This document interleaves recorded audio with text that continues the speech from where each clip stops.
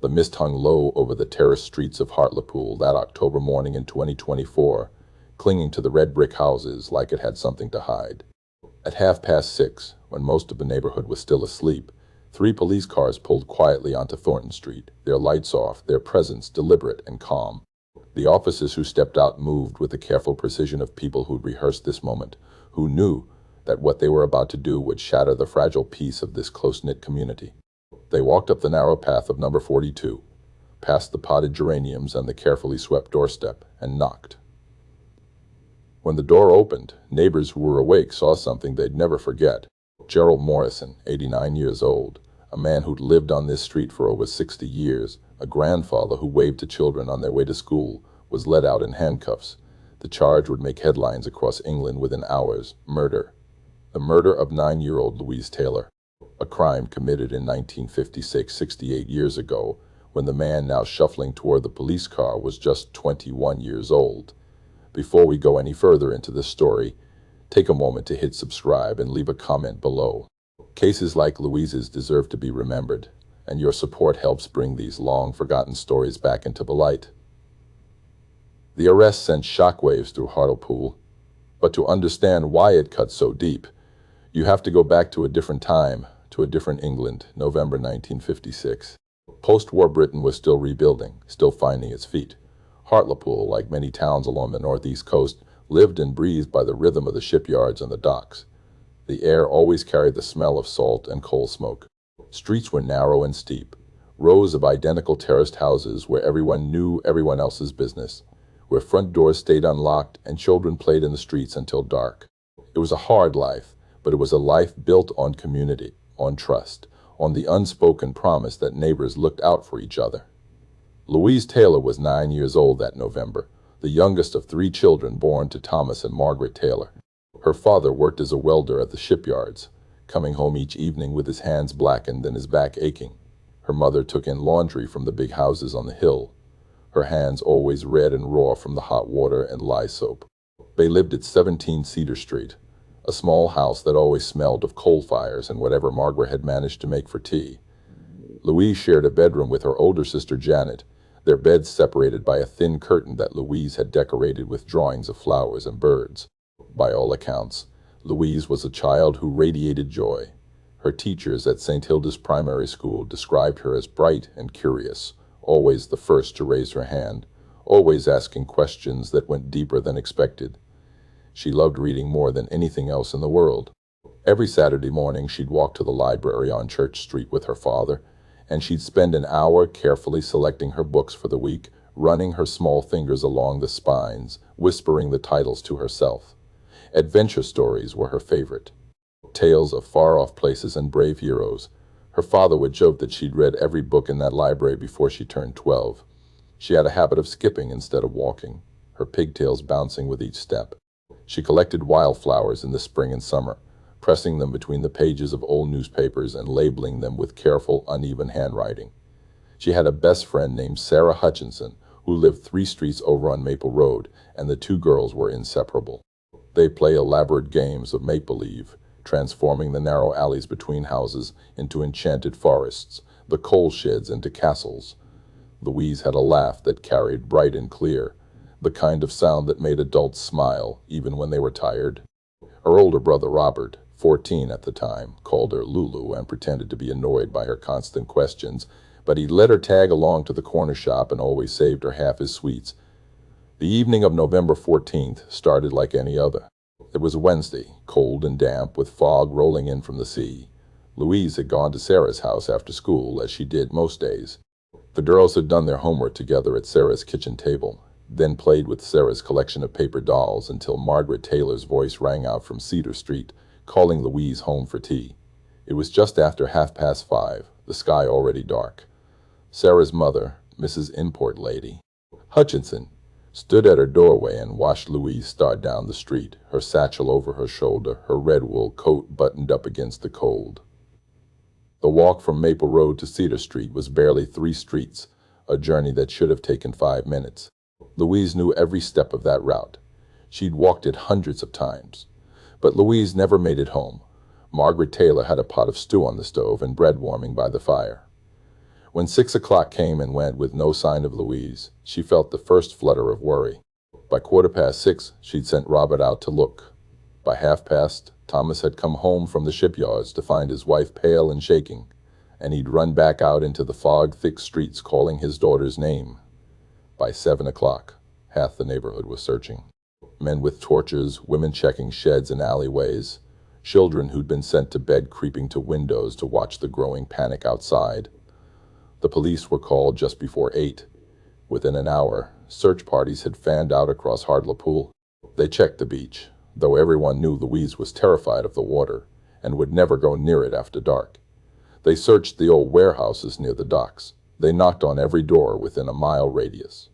Had anyone seen a little girl in a red coat? Had anyone heard anything unusual? The fog made everything worse, muffling sound, turning familiar streets strange and threatening. Louise's name echoed through the night, called out by dozens of voices, each one more desperate than the last.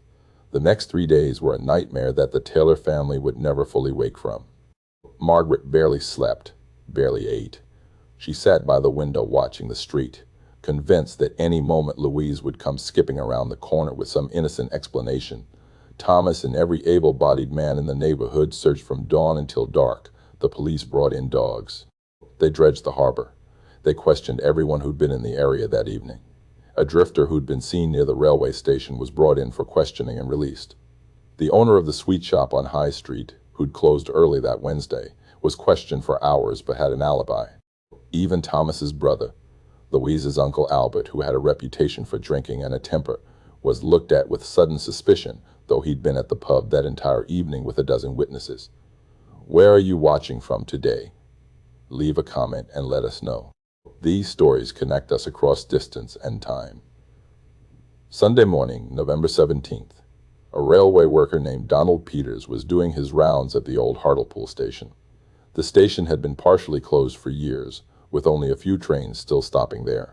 Behind the main platform was a maze of disused buildings, coal sheds, and storage rooms that nobody had reason to visit anymore. Donald was checking for vagrant activity, something the railway company had asked him to do after reports of rough sleepers in the area. He approached one of the coal sheds, its door hanging crooked on rusted hinges, and pushed it open. What he found inside would haunt him for the rest of his life. Louise was there, tucked into the corner of that cold, dark shed, her red coat still buttoned, her satchel beside her. She looked almost as if she'd fallen asleep, except for the unnatural stillness, the way her skin had taken on a waxy pallor in the 3 days she'd been missing. Clutched in her small hand was a book, its cover visible even in the dim light filtering through the broken roof. The Secret Garden. The book sheaf Hundred checked out from the library that Saturday, the one she'd been reading to Sarah that afternoon before she started home.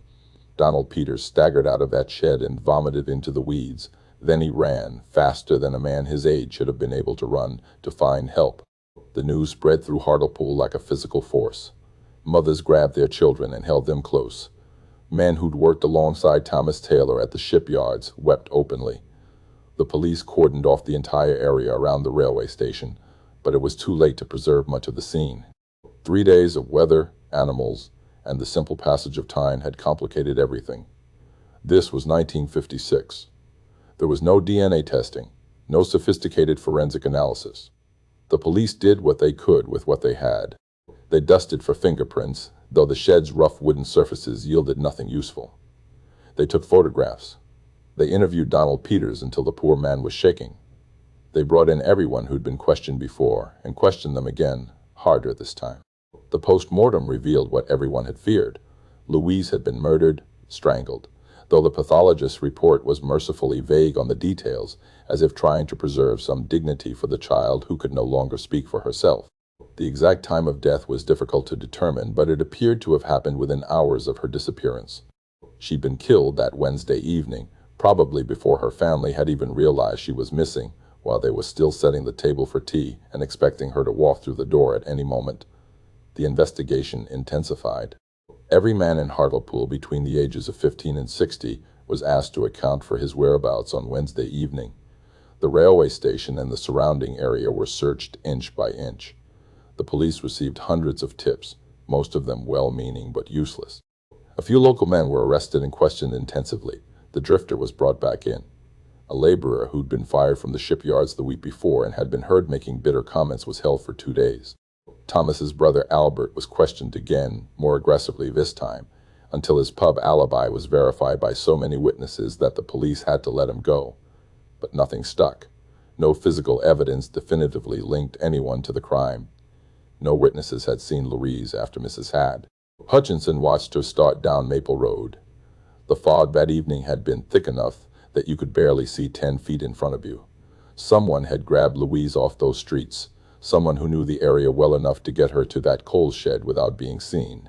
Someone who then walked away and blended back into the community as if nothing had happened. The funeral was held on a gray November day that felt like the sky itself was mourning. St. Hilda's church was packed beyond capacity, with people standing in the aisles and spilling out onto the street.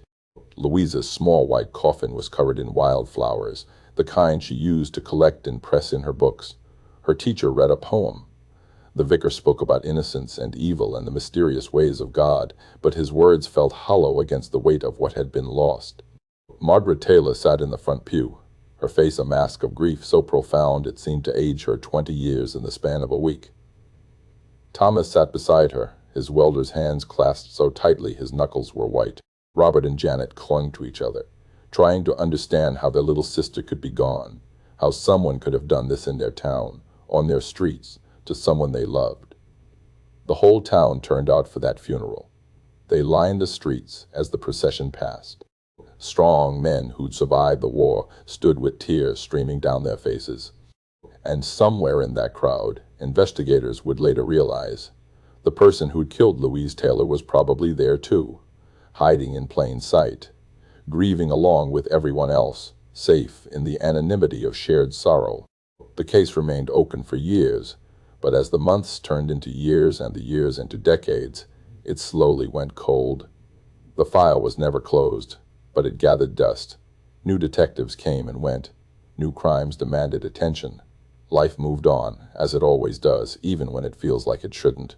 But for those who remembered, for the Taylor family and the people who'd known Louise, the wound never healed. It couldn't. Not without answers, not without justice. And certainly not while whoever had taken Louise continued to live among them, a monster disguised as a neighbor, carrying a secret that had survived for nearly 7 decades before that October morning in 2024, when the police finally came knocking. The detective who couldn't let go was named Arthur Brennan, and in November 1956 he was just 23 years old, fresh out of training, and assigned to what would become the most important case of his career. He was the youngest member of the team investigating Louise Taylor's murder, which meant he got the grunt work, the door-to-door interviews, the endless paperwork, the task of cataloging every scrap of evidence no matter how insignificant it seemed. He joined the force because his father had been a copper, and his grandfather before that, and he'd imagined a life of noble purpose, of protecting the innocent and bringing criminals to justice. What he got instead was Louise Taylor's murder, a case that would teach him how rarely justice actually arrives, how often the guilty walk free, and how a single unsolved crime could haunt not just a family, but an entire community for generations. The investigation in those first weeks was intensive, almost frantic. Detective Inspector Robert Crawford led the team, a veteran who'd worked homicides in Newcastle before transferring to Hartlepool for what he'd hoped would be a quieter life. There was nothing quiet about this. Every available officer was pulled into the effort. They interviewed over 300 people in the first month alone. They took statements from everyone who lived within half a mile of the route Louise would have taken home. They questioned teachers, shopkeepers, railway workers, pub regulars, anyone who might have seen or heard something that Wednesday evening. The fog was the killer's greatest ally. It had rolled in thick from the North Sea that afternoon, the kind of fog that made the familiar world strange and muffled, that turned a short walk into a journey through cotton wool where sound didn't travel right, and you couldn't see more than a few feet ahead. At least a dozen people had been out on the streets around the time Louise vanished, but none of them had seen her.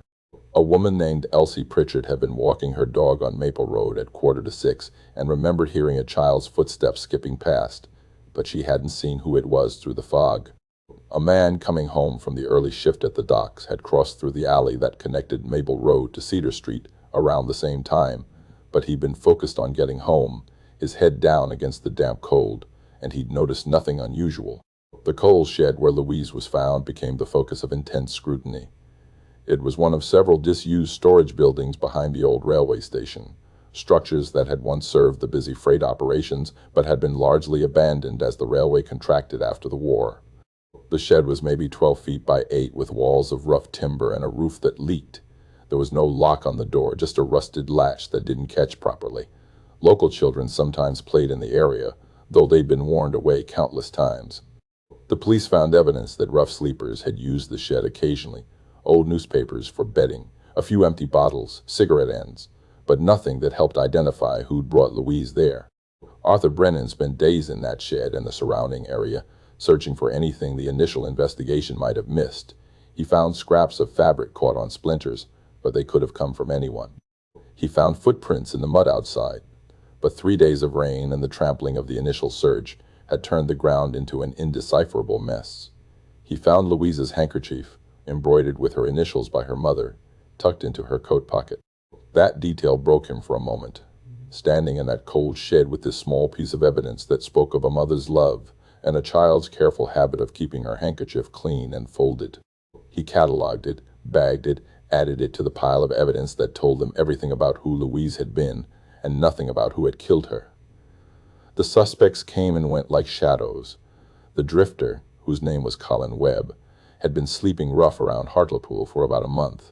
He'd been seen near the railway station multiple times, and when police tracked him down, his clothes were dirty and his story inconsistent. He was questioned for 3 days, his background checked thoroughly. It turned out he had a record, minor thefts and vagrancy charges, but nothing violent. On the night Louise disappeared, he claimed he'd been drinking in a shelter under the old bridge near the docks, and eventually another vagrant came forward to confirm it. The timeline didn't work. Webb was released, and he left Hartlepool immediately, probably smart enough to know that an unsolved child murder leaves a town looking for someone to blame. The shopkeeper, Gerald Morrison, owned a small grocery on High Street. He was 21 years old, unmarried, lived with his widowed mother in a flat above the shop. He'd closed early that Wednesday, which was unusual for him, and initially he couldn't provide a clear reason why. Under questioning, he became nervous, evasive, and Detective Inspector Crawford's instincts screamed that the young man was hiding something. They brought him in formally, questioned him for hours. Arthur Brennan sat in on one of those sessions, watching Morrison sweat under the harsh lights of the interview room, watching him stumble over his words when asked where exactly he'd been between 5:30 and 7 o'clock that evening. Eventually, Morrison broke down and admitted what he'd been hiding. He'd closed the shop early to meet a man, another young man from a neighboring town. They'd met in secret, in a room Morrison rented under a false name, because in 1956 what they were doing was not just socially unacceptable, but actually illegal. Morrison gave them the name and address, tears streaming down his face, knowing he was destroying his own life even as he cleared himself of suspicion. The alibi was verified. Morrison's secret became public knowledge within days, as these things always do in small towns. He left Hartlepool shortly after, his reputation destroyed, his mother devastated. Another life ruined by Louise's murder, though in a different way. Thomas Taylor's brother, Albert, endured his own hell. Albert was 42, a docker with a drinking problem and a temper that had gotten him in trouble before. He'd spent a night in the cells a few years earlier for getting into a fight outside a pub, and he had a reputation as someone to avoid when he'd had too much. The fact that he was Louise's uncle didn't spare him from suspicion, especially when police learned that he'd had an argument with Thomas a few weeks before Louise's death over money Albert owed. The night of Louise's disappearance, Albert had been at the Crown and Anchor from 5 o'clock until closing, but in the paranoid atmosphere of the investigation, even a solid alibi wasn't enough to completely clear him. His relationship with his brother never recovered. Thomas couldn't help but wonder, and that wondering created a rift that would last until Albert's death in 1979. There were others. A teacher at St. Hilda's who'd been seen arguing with his wife that evening and couldn't account for an hour of his time. A laborer who'd been fired from the shipyards and was known to harbor resentments. A merchant sailor who'd been in port that week and left suddenly the day after Louise's body was found. Each one was investigated, questioned, sometimes followed. Each one was eventually cleared or faded from focus as better suspects emerged. only to be reconsidered when those suspects didn't pan out either. The months passed, and the investigation began to lose its urgency, not because anyone stopped caring, but because they'd exhausted every lead, interviewed every possible witness, investigated every viable suspect. Detective Inspector Crawford worked the case for another 2 years, periodically reviewing the files, re-interviewing key witnesses, hoping for a break that never came. When he retired in 1962, he told Arthur Brennan, who'd made detective by then, that Louise Taylor's murder was the one failure that would haunt him to his grave. He died in 1970, the case still unsolved. For the Taylor family, the years that followed were a slow drowning in grief. Margaret Taylor kept Louise's bedroom exactly as it had been that last morning when Louise had left for school, the bed made with its faded quilt, the drawings pinned to the wall, the pressed flowers in their newspaper pages. She dusted it every week and changed the bedding every month as if Louise might come home and need fresh sheets. She never spoke about Louise in the past tense, always in the present, as if her daughter was just away visiting someone and would return soon. Thomas tried to get her to move on, to pack up the room, to accept that Louise was gone, but Margaret would become hysterical at the suggestion. It became easier to just leave things as they were. Thomas Taylor aged rapidly after Louise's death. The man who'd been strong and vigorous at 34 was stooped and gray by 40. He kept working at the shipyards because work was all he knew. But the joy had gone out of it, out of everything. Every November 14th, he'd walk the route Louise should have taken that evening, from Maple Road to Cedar Street, as if retracing her steps might somehow reveal what had happened. He did this for 27 years, until his death from a heart attack in 1983. On the day he died, neighbors said he'd been out walking that route again, even though it wasn't November, even though he was sick and should have been resting. Some burdens are too heavy to ever set down. Robert and Janet Taylor grew up in the shadow of their sister's murder. Robert left Hartlepool as soon as he was able, joined the army, served in Cyprus and later Germany, anything to get away from the town where everyone knew him as the brother of that poor murdered girl. He came back for his father's funeral but didn't stay. Janet married young, a man from Durham, and moved away in 1964. She had 3 children of her own and lived in constant terror that something would happen to them, that history would somehow repeat itself. She never let them out of her sight, never let them walk anywhere alone. Her husband thought she was overprotective, neurotic even, until she finally told him about Louise, about what it had been like to grow up with a murdered sister and parents who died inside while still breathing. The community itself changed slowly over the decades. Hartlepool, like many industrial towns in the Northeast, suffered through the decline of the shipyards and the docks. Jobs disappeared, young people left for opportunities elsewhere, new families moved in who had no connection to the events of 1956. The old railway station was finally demolished in 1971, replaced by a car park and later a small shopping precinct. The coal shed where Louise had been found was torn down with the rest of the buildings, every brick and board reduced to rubble and carted away. It was as if the town was trying to erase the physical reminders of that terrible time, though of course the memories remained, passed down in whispers and warnings. Take a moment to share this video if you think these stories matter. The algorithm doesn't always favor true crime content, but these cases deserve to be heard. Arthur Brennan never forgot Louise Taylor. He worked other cases over his career, solved many of them, rose to the rank of detective inspector himself. But Louise's file stayed in his office, and when he retired in 1989, he brought it home with him. His wife thought he was mad, dedicating a shelf in his garage to boxes of old case files, but she understood that some cases don't let go. Arthur would sometimes sit out there in the evening reviewing witness statements he practically memorized, looking at photographs of that coal shed, of Louise's red coat, of the book she felt he had been holding. The Secret Garden. He'd read it himself once, trying to understand why Louise had loved it, what she might have been thinking about as she walked home that evening. The case was officially reviewed several times over the decades. In 1977, when new forensic techniques became available, the physical evidence was re-examined, but nothing new emerged. In 1991, after DNA profiling had revolutionized criminal investigations, the case was reviewed again. The problem was that much of the original evidence had been lost or degraded over time. The handkerchief, the fabric samples, even the photographs were all still in the file, but the biological evidence that might have yielded DNA had either been destroyed or was in such poor condition that the technology of the time couldn't extract anything useful. Arthur Brennan died in 2003 at the age of 70. At his funeral, his former colleagues remembered him as a dedicated officer who'd solved dozens of cases over his career. But his son mentioned in the eulogy that his father had kept a photograph of a little girl named Louise Taylor on his desk at home until the day he died, a child he'd never met be. I'd had spent nearly 50 years trying to get justice for. By the time 2020 rolled around, Louise Taylor's murder was ancient history. The last person to have personally known Louise, a woman named Dorothy Chen, who'd been her classmate at St. Hilda's, died in 2019 at the age of 72. Margaret Taylor had died in 1982, Thomas in 1983, Robert in 2007, Janet in 2015. The case file existed in a storage facility, one box among thousands of cold cases, a reminder of a time when a child's murder could shock a nation and yet still go unsolved. But technology hadn't stopped advancing.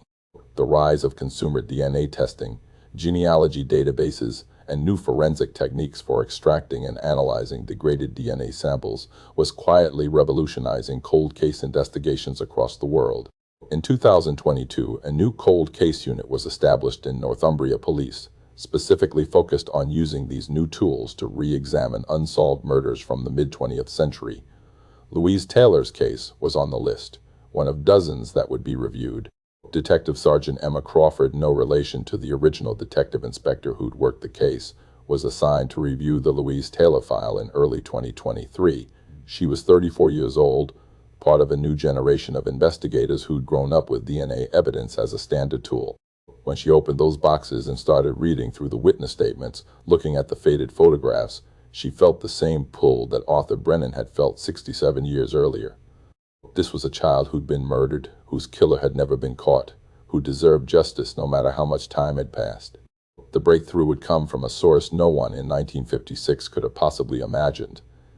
From science that sounded like fantasy, from the digital ghosts of family trees uploaded to databases by people searching for their ancestors. And when that breakthrough came, it would reveal a truth so shocking, so close to home, that it would make 1956 feel like yesterday, and prove that some secrets, no matter how carefully kept, cannot stay buried forever. Detective Sergeant Emma Crawford had been working cold cases for 3 years when she opened the Louise Taylor file, but nothing had prepared her for the way this particular case would grip her. Maybe it was the photograph of Louise that sat on top of the pile, a school picture from 1956 showing a girl with bright eyes and a gap-toothed smile, her hair in those characteristic pigtails. Maybe it was the handwritten notes from Arthur Brennan, meticulous and detailed, showing the work of a man who'd cared deeply about finding answers. Or maybe it was simply the weight of 67 years of injustice, the knowledge that whoever had strangled a 9-year-old girl and left her in a coal shed had lived their entire life without consequence, had probably died peacefully in their sleep, while Louise's family had suffered for decades. Emma started with the physical evidence, what little remained of it. The original investigation had collected samples, fibers from Louise's clothing, swabs from her skin, material from under her fingernails where she might have scratched her attacker. But this was 1956, when evidence preservation meant wrapping things in paper and storing them in a box, when no one could have imagined that someday scientists would be able to extract a person's entire genetic code from a speck of biological material smaller than a grain of salt. Most of the samples had degraded over the decades, damaged by time and temperature fluctuations and simple entropy. But not all of them. There was a sample that had been taken from Louise's coat collar, a swab that had captured what the original investigators thought might be saliva or perspiration from someone who'd grabbed her. It had been stored in the sealed envelope, kept relatively cool and dry in the evidence storage facility, and when the forensic lab examined it in March 2023, they found it might just be viable for advanced DNA analysis. The technique they used was called genetic genealogy, and it had already solved dozens of cold cases across America and was beginning to be used in the UK. It worked by extracting whatever DNA remained from the evidence, building a genetic profile, and then comparing that profile not to criminal databases, but to the vast consumer genealogy databases that millions of people had voluntarily uploaded their DNA to in search of their family history. The process took months. The DNA was degraded, partial, requiring multiple attempts at extraction and amplification, but by August 2023, the lab had built a profile, a genetic fingerprint of whoever had left that trace of themselves on Louise Taylor's coat collar 67 years earlier. It was a male profile, which matched what investigators had always assumed. Now came the harder part, finding who that male was. The genealogist brought into work. The case was named Dr. Tur, Sarah Chen, a specialist who'd helped solve several cold cases in the United States and had recently started working with UK police forces. She took the genetic profile and uploaded it to several genealogy databases, looking for matches for people who shared enough DNA with the unknown killer to be related to him. The first matches that came back were distant, fourth and fifth cousins, people who shared a great-great-great-grandparent with the person who'd killed Louise. But that was enough. That was where the real detective work began. Sarah started building a family tree backward through time, using census records and birth certificates and marriage licenses, tracking the descendants of those distant ancestors forward through the generations, looking for the branches that would lead to someone who'd been in Hartlepool in 1956 who'd been the right age, who'd had the opportunity. It was painstaking work, like assembling a jigsaw puzzle where most of the pieces were missing and some of them were from different puzzles entirely. She worked through September and into October, building trees, eliminating branches, narrowing down the possibilities. And then she found him. The family tree led to a man named Gerald Morrison, born in 1935, who'd lived in Hartlepool his entire life. The name made Emma Crawford's heart skip a beat when she saw it in Sarah's report, because she'd seen it before, in Arthur Brennan's notes from 1956. Gerald Morrison, the shopkeeper who'd been questioned extensively, who'd been a suspect for a time before being cleared with an alibi. Emma pulled the original interview transcripts and read them again with fresh eyes, knowing now what she knew. Morrison had been 21 in 1956, exactly the right age. He'd owned a small grocery shop on High Street, less than half a mile from where Louise had disappeared. He'd closed the shop early that Wednesday evening, which had struck investigators as suspicious. Under questioning, he'd been nervous, evasive, had trouble accounting for his time. Eventually, he provided an alibi that had cleared him, claiming he'd been meeting someone in secret, another man, in a rented room across town. The alibi had been verified, or so the note said. The man he'd named had confirmed the meeting. But Emma Crawford was a detective in 2024, not 1956, and she understood something that Arthur Brennan hadn't fully grasped. In 1956, homosexuality was illegal in England, punishable by prison. A young man caught in a same-sex relationship faced not just social ruin but criminal prosecution. Gerald Morrison had given police an alibi that he knew would destroy his reputation and possibly his freedom, an alibi so personally devastating that it had to be true. Or did it? What if the alibi had been fabricated, a story concocted between Morrison and another man who'd been willing to claim they'd been together, both of them knowing that the shame and legal risk made the lie believable? What if the very thing that had cleared Morrison in 1956 was actually a carefully constructed cover story? Emma dug deeper into Morrison's background. After the 1956 investigation, he'd left Hartlepool, as the original notes had documented. But what the notes didn't say was where he'd gone, or what had happened to him afterward. Emma traced his life forward through public records. He'd moved to Newcastle, worked in retail management, and then, in 1962, he'd moved back to Hartlepool. He'd married a woman named Dorothy Sims in 1963, had 2 children, a son and a daughter. He'd lived quietly, run a larger shop on Thornton Street, become a respected member of the community. He'd coached youth football for years, had been a church warden at St. Shane, Hilda's, the same church where Louise Taylor's funeral had been held. He'd attended community events, town festivals, had been photographed for the local paper dozens of times over the decades. By all accounts, he'd lived an exemplary life. He was still alive. 89 years old, still living in the same house on Thornton Street where he'd raised his family, where his wife had died 3 years earlier from cancer, where his grandchildren visited him on Sundays. The DNA evidence was strong, but it wasn't quite enough for a conviction on its own. Genetic genealogy could prove that the DNA on Louise's coat belonged to someone in Gerald Morrison's family line, but defense attorneys could argue it might have been a brother or cousin, someone else from that family tree. Emma needed more.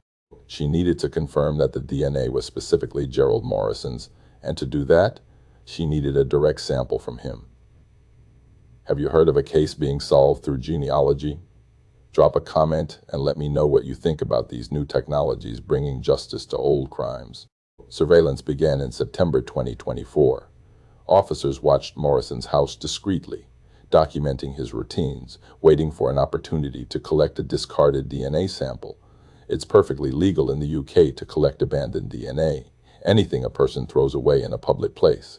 They waited for him to visit a cafe or restaurant where they could retrieve a cup or utensil he'd used. But Morrison rarely left his house anymore. At 89, his world had shrunk to his front garden, his armchair, the visits from his family. Finally, in late September, Morrison's grandson took him to a local cafe for lunch. Officers were ready. When Morrison left, the coffee cup he'd used was carefully collected, bagged, and sent to the lab. 2 weeks later, the results came back.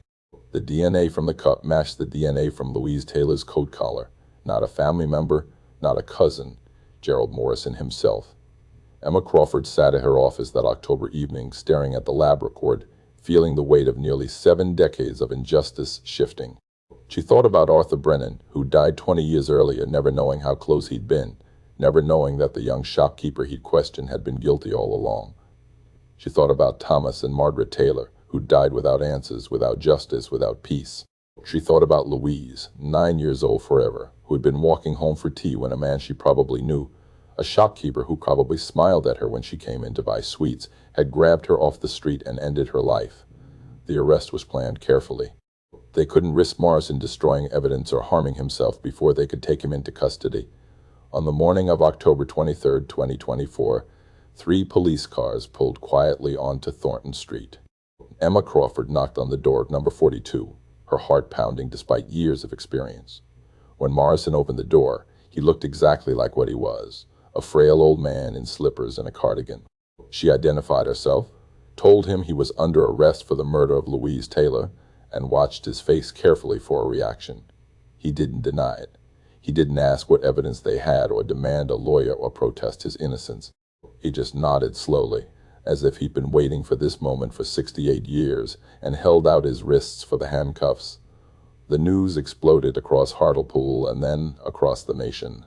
The man who'd lived among them for decades, who'd been a suspect in 1956 and then cleared, who'd coached their children and served their church and been their neighbor, had been Louise Taylor's killer all along.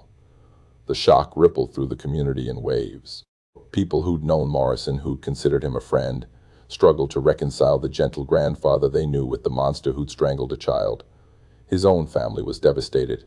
His daughter gave a statement saying she'd never known, could never have imagined, that the father who'd read her bedtime stories and taught her to ride a bicycle had carried such a terrible secret.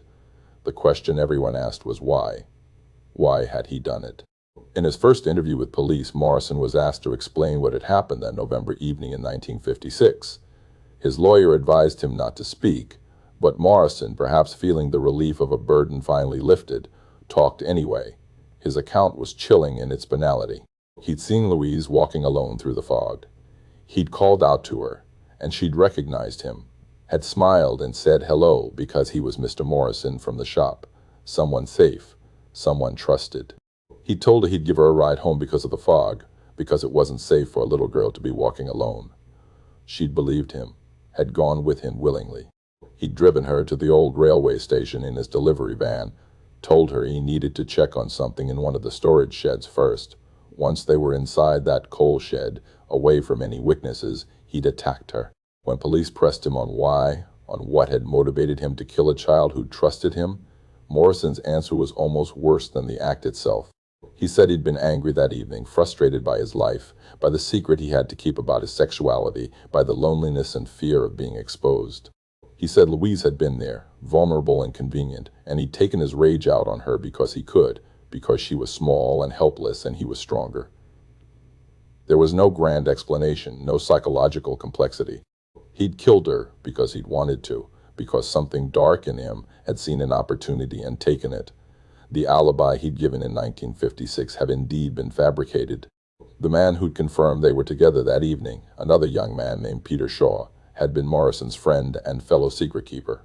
Shaw had agreed to lie for Morrison, to claim they'd been together that evening, both of them knowing that the lie's very shameful nature would make it believable. Shaw had died in 1998, taking the truth of that false alibi to his grave. The trial was scheduled for February 2025, but Morrison's health deteriorated rapidly after his arrest. 89 years old and now carrying the full weight of his crime publicly for the first time, he suffered a severe stroke in December. He was hospitalized, then transferred to a secure medical facility. In January, his lawyers argued he was no longer mentally or physically competent to stand trial. The court agreed.